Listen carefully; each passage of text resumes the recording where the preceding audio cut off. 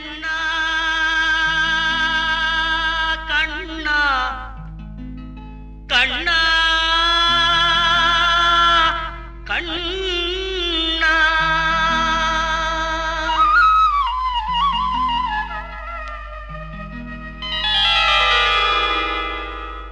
கோதையின் திருப்பாவை வாசகன் எம்பாவை கூப்பிடும் குரல் கேட்டு கண்ணன் வந்தான். கூப்பிடும் குரல் கேட்டு கண்ணன் வந்தான். மாதவ பெரியாழ்வார் மன்னவர் குலத்தாழ்வார் ஓதிய மொழி கேட்டு கண்ணன் வந்தான்.